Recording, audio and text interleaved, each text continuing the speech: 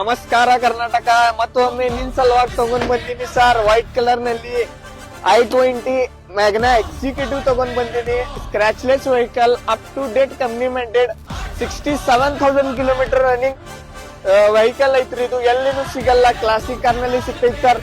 Tyre condition ತೋರಿಸ್ತೀನಿ sir ನನ್ನ customer ಗೆ. 95% ಟೈರ್ ಕಂಡೀಷನ್ ಕೊಡ್ತೀನಿ ಸರ್. ಇಂಟೀರಿಯರ್ ತೋರಿಸ್ತೀನಿ ಸರ್.